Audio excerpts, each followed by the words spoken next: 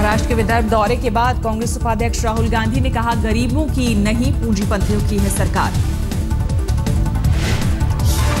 ये जो सरकार है ये चुने हुए पूंजीपति की सरकार है।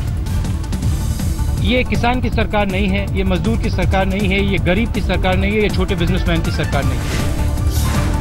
राहुल गांधी ने किसानों के दर्द को महसूस करने के लिए की पदयात्रा। महाराष्ट्र और केंद्र सरकार दे राहत।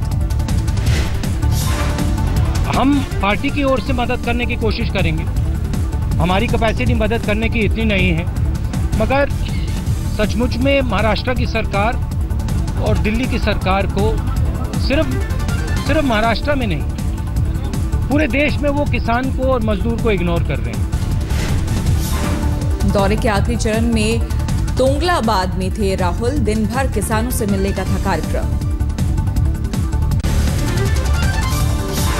कांग्रेस उपाध्यक्ष राहुल गांधी की पदयात्रा खत्म। महाराष्ट्र के गूंजी गांव से निकला था काफिला। रास्ते में कांग्रेस कार्यकर्ताओं ने किया राहुल का स्वागत। 15 किलोमीटर पैदल चलने का था कार्यक्रम। आज विदर्भ के दौरे पर थे राहुल। अमरावती के गांव का किया दौरा। शाहपुर में राहुल ने किसानों से की बात। रामगांव और रजाना में भी किसानों के परिवार से मिलकर की बात। उन किसानों की आवाज जो आज राहुल गांधी के मार्फत से ये गूंगी बहरी अंधी सरकार सुनने का काम कर रही है, उनको केवल उसमें जमीन तलाशते हुए नजर आ रही है। हाँ, बात जमीन की है। गुंजी में किसान नीलेश वाल्के के परिवार से मिले राहुल। फसल नुकसान की वजह से नीलेश ने की थी खुदकुशी। आज सुबह नागपुर से गुंजी के लिए रवाना हुए थे राहुल। रास्ते में कार्यकर्ताओं से की मुलाकात। अमरावती में जनवरी से अब तक 650 किसान कर चुके हैं खुदकुशी। एक दिन पहले भी 2 किसानों की खुदकुशी की आई थी खबर। बीजेपी ने राहुल की पदयात्रा पर कसा तंज। कांग्रेस उनके प्रकट होने, बोलने और चलने का मना रही है जश्न। मुझे कांग्रेस के मित्रों पर बहुत अफसोस हो रहा है, बल्कि हंसी आ रही है कि राहुल बाबा जब प्रकट हुए बहुत दिनों के बाद तो बड़े खुश हुए कि राहुल बाबा प्रकट हो गए। पहुंची 10 करोड़ 43 लाख, मतलब इतने सदस्य अब तक बन चुके हैं। अमित शाह ने कहा, आंतरिक लोकतंत्र वाली पार्टी है बीजेपी। 1 मई से चलाएंगे जनसंपर्क अभियान। बहुत कम पार्टियां, मतलब गिनी चुनी पार्टियां ऐसी है जिसमें आंतरिक लोकतंत्र आज भी बरकरार है। मध्य प्रदेश बीजेपी का दावा 1 करोड़ 14 लाख बने कार्यकर्ता। जाति और अल्पसंख्यक जैसी जानकारी देना जरूरी। भूकंप को लेकर पीएम का ट्वीट। बताया, पाकिस्तान के प्रधानमंत्री ने किया था फोन। हादसे में हुई मौतों पर जताई संवेदना। पीएम मोदी ने बताया कि बातचीत के दौरान नवाज शरीफ को दी सलाह। राहत और बचाव कार्यों के लिए सार्क देशों को करना चाहिए संयुक्त अभ्यास। जम्मू के सांबा सेक्टर में पाकिस्तानी घुसपैठ की कोशिश नाकाम। चिलियारी में मारा गया एक घुसपैठिया। केंद्रीय गृह मंत्री राजनाथ सिंह ने कहा, सीमा सुरक्षा बल को साफ निर्देश। अगर निर्दोष नागरिकों को बनाया जाता है निशाना तो भारत की तरफ से मुंहतोड़ जवाब। चाहे भारत पाकिस्तान सीमा हो, चाहे भारत बांग्लादेश हो, म्यांमार हो, इन सब सारी सीमाओं पर रहने वाले जो भारत के नागरिक हैं, उनकी भी चिंता हम लोग करते हैं बॉर्डर एरिया डेवलपमेंट प्रोग्राम के माध्यम से।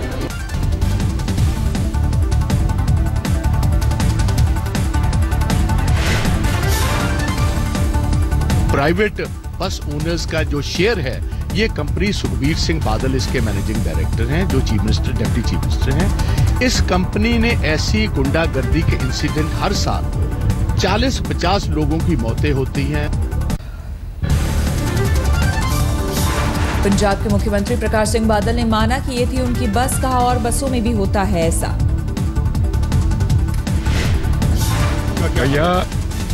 बदकिस्मती से हमारी बस में तो कभी दिलचस्पी ली नहीं।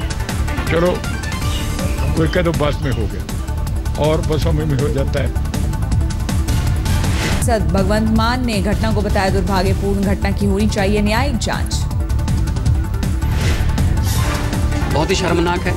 इससे पता चलता है कि पंजाब जो है वो गुंडागर्दी की स्टेट बन गई है।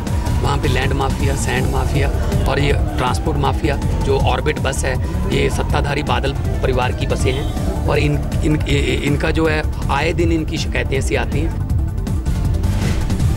मैं सबसे पहले मैं इस दुर्घटना की कठोर निंदा करती हूँ।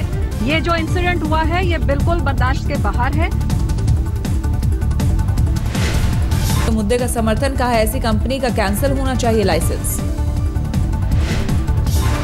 मेरा कहना ये है कि त्यागी जी ने बिल्कुल सही मुद्दा उठाया है और इस चीज़ को, इस कंपनी के लाइसेंस को बिल्कुल बर्खास्त करनी चाहिए और इसको इमीडिएटली, तुरंत, इसी वक्त मार्केट में जितना ये पैकेट अवेलेबल है इसको बिल्कुल निकाल देना चाहिए। पश्चिम बंगाल में हुए स्थानीय निकायों के चुनाव में धांधली का आरोप, लेफ्ट और बीजेपी ने बुलाया बंद।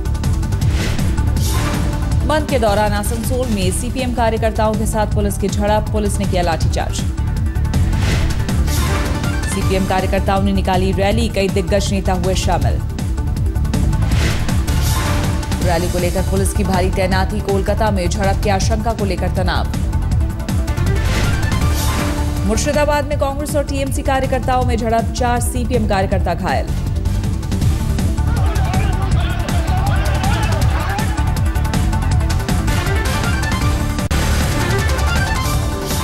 काठमांडू में भारी बारिश की वजह से राहत कार्य में दिक्कत, मौसम विभाग के मुताबिक अगले 3 से 4 दिनों तक जारी रहेगी बरसात।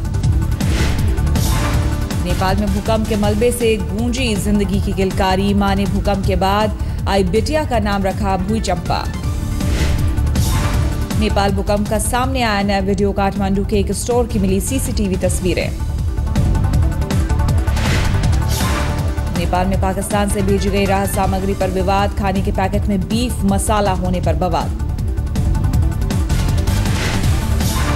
उत्तराखंड के चमोली में लैंडस्लाइड, ऋषिकेश बद्रीनाथ हाईवे किया गया बंद।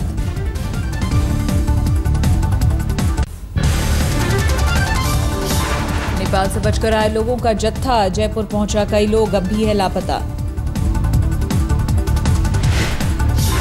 कानपुर देहात के 25 परिवार अभी भी फंसे हैं नेपाल में, घर वालों को लौटने का इंतजार। गोरखपुर राहत शिविर में एक लड़की को परिवार की तलाश, अभी तक नहीं हुआ है संपर्क। पापा रहते हैं जी पुतली सड़क में, हमारे मम्मी पापा रहते हैं लेकिन कॉल लग नहीं रहा है वहाँ का, तो वहाँ पे कॉल नहीं लग रहा है 6 दिन से। कॉल कर रही हूँ लेकिन कॉल लग नहीं रहा है वहाँ पे जी, पुतली सड़क में।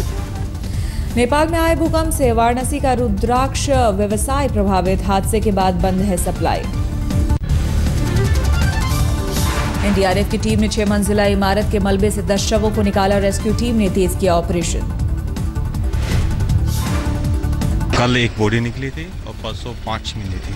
अभी कुछ जो लोगों को पता चला कि और भी अभी कितने लोग हो सकते हैं? एक तो हमें वहाँ पर दिख रही है। यहाँ अभी करीब 30 से 40 लोगों के फंसे होने की संभावना जो लोकल द्वारा बताई गई है इतनी है। नेपाल के प्रधानमंत्री सुशील कोइराला ने इजरायली मिलिट्री अस्पताल का किया दौरा, डॉक्टरों से ली जानकारी। इजरायल की टीम भी पीड़ितों के राहत और बचाव कार्य में जुटी, 200 से ज्यादा नर्स इलाज में जुटे। नेपाल में पीड़ितों ने सरकार से जताई नाराजगी, जबरन उन्हें उनके ठिकानों से निकाले जाने का लगाया आरोप।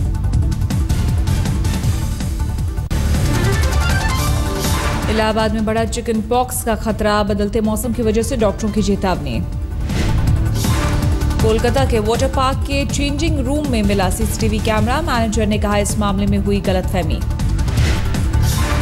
दिल्ली के नंद नगरी इलाके में गाड़ी के गोदाम में आग, आधा दर्जन गाड़ियां खाक। अमरोहा में शादी समारोह में फायरिंग, 4 लोग घायल। फर्रुखाबाद में किसान ने की खुदकुशी की कोशिश, फसल बर्बाद होने से परेशान, हालत गंभीर। धौलपुर में शादी समारोह में अश्लील गाने को लेकर बवाल, विरोध करने पर समारोह में शामिल लोगों ने की मारपीट, 3 जख्मी। मौके पर पहुंची पुलिस ने पीड़ितों को अस्पताल में भर्ती कराया, केस दर्ज कर आरोपियों की तलाश जारी। यूपी के कौशाम्बी में शादी के कार्यक्रम में डांस के दौरान फायरिंग, दुल्हन की बहन की मौत। दुल्हन के चचेरे भाई पर फायरिंग का आरोप, हत्या का केस दर्ज, आरोपी की तलाश में जुटी पुलिस की 2 टीमें। फरीदाबाद में एक महिला ने 3 बच्चों को जहर देकर खुद भी दी जान, घटना की वजह साफ नहीं, जांच में जुटी पुलिस। फरीदाबाद में छात्र की सुसाइड की कोशिश, घर वालों ने कहा क्राइम ब्रांच के टॉर्चर की वजह से उठाया ऐसा कदम। छात्र की मां का आरोप, क्राइम ब्रांच वाले चोरी का आरोप जबरन कबूल करवाना चाहते थे, पुलिस कमिश्नर ने कहा होगी जांच। बैंगलोर में 25 साल के युवक ने की खुदकुशी, सुसाइड नोट में पुलिस पर लगाया उत्पीड़न का आरोप। झारखंड से लापता नाबालिग लड़की, पठानकोट से बरामद एक लड़के पर नौकरी का झांसा देकर बेचने का आरोप। एक संस्था ने लड़की को उसके परिवार वालों को सौंपा, पीड़ित के बयान के आधार पर दर्ज होगा केस। बारिश के भेंट चढ़ा राजस्थान और बैंगलोर के बीच मुकाबला, दोनों टीमों में 1-1 अंक मिले। राजस्थान को बल्लेबाजी का नहीं मिला मौका, पारी के बाद लगातार होती रही बारिश।